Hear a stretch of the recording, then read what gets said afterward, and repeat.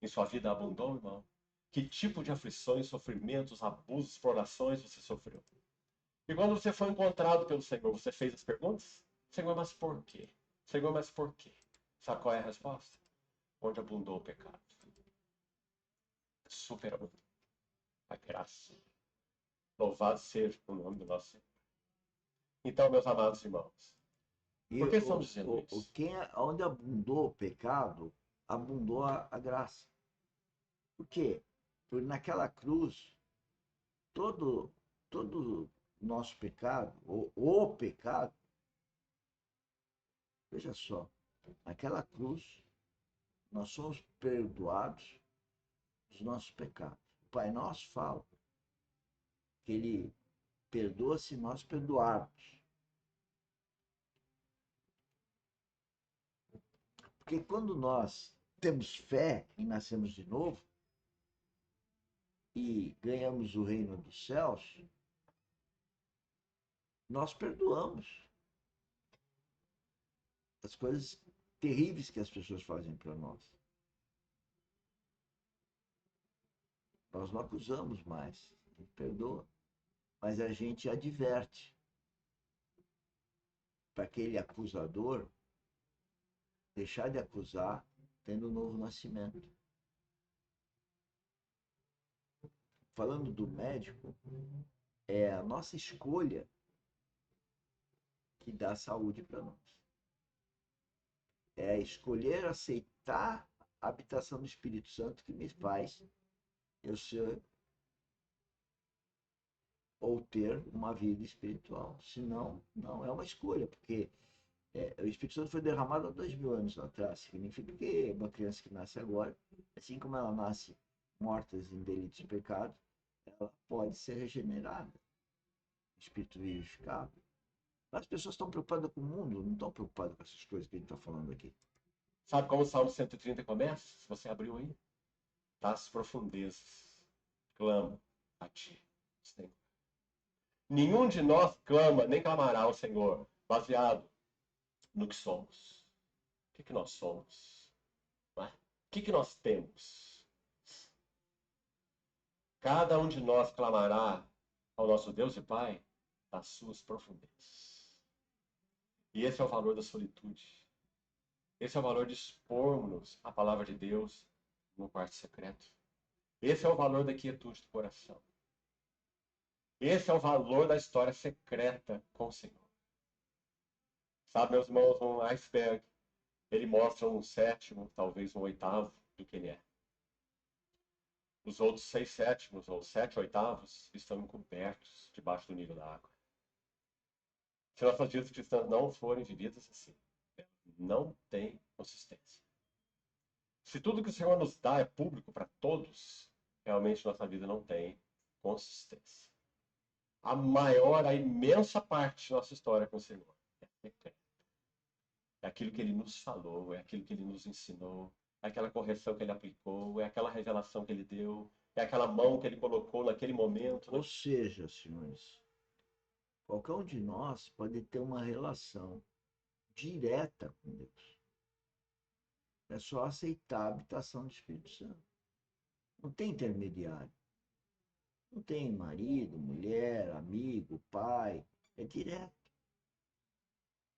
As circunstâncias, as pessoas ao redor, elas são oportunidades para a gente receber o Espírito. Mas não são elas, muito menos eu aqui. Mas ao ouvir-me, poderão sim ser tocados pelo Espírito Santo e este partir até a habitação no seu coração. Que então ele também é o Espírito da filiação e você passa a ser filho de Deus. E aí você fala direto com o Espírito Santo, que é Deus, que representa Deus. É 3 em 1, são 3 pessoas em uma. Você fala com o Espírito Santo, fala com Deus, fala em nome de Jesus Cristo, que é a nossa referência. Naquela hora, naquela história, naquela circunstância. Isso vai escrever num livro.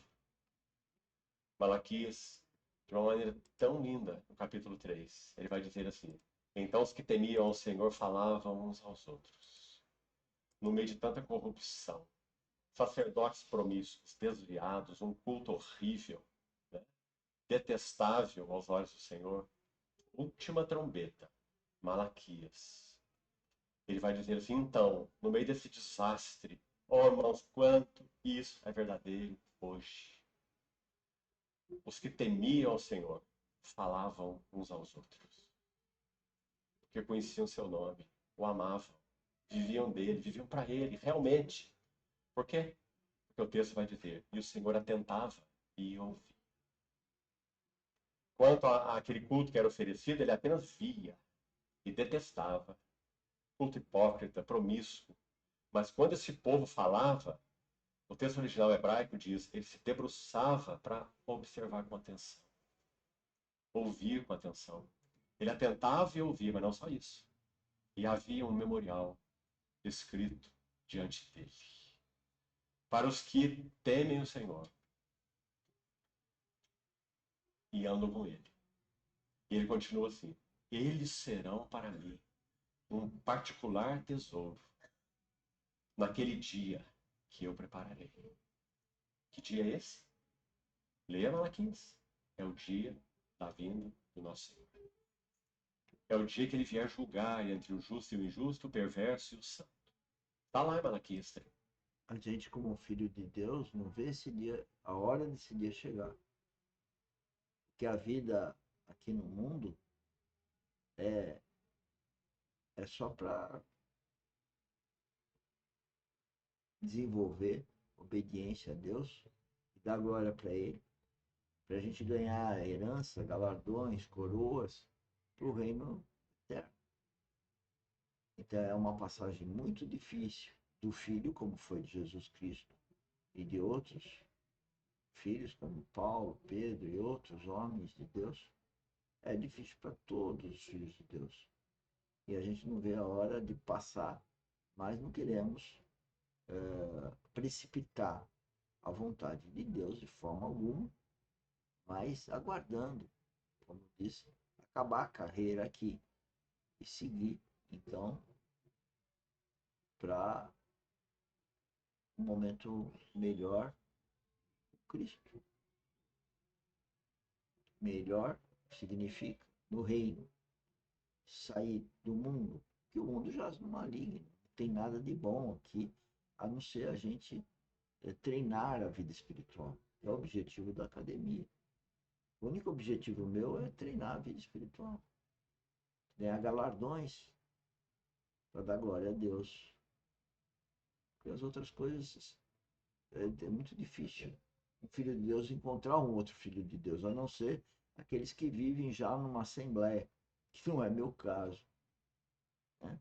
Nós estamos, através desse trabalho aqui, procurando criar um grupo de pessoas, uma assembleia de pessoas, ainda virtual, para a gente começar a fomentar reuniões na casa de cada um, os parentes, os amigos, mas isso é muito difícil. Mas é um encargo que eu tenho. Então eles serão para mim um tesouro particular naquele dia que eu prepararei. Então vereis outra vez a diferença entre o que serve a Deus e o que não serve. Que coisa, irmão. Você não tem um desejo imenso no seu coração de estar entre esse povo. Você não tem um desejo que nada distraia você, seja o que for.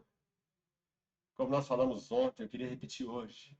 Se você quer conduzir, especialmente os pais jovens aqui, seus filhos para o Senhor, não viva para os seus filhos.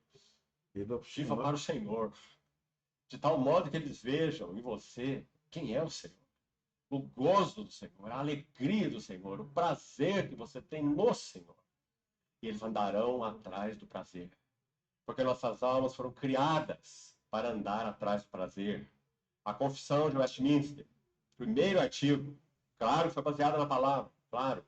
Ela diz assim, o fim, o propósito principal do homem é glorificar a Deus e gozá-lo. Gozá-lo para sempre. Fomos criados para o prazer. O nosso problema é que nós buscamos fontes de prazer em outras coisas, e não em Deus. Então, se nossos filhos não virem prazer em Deus,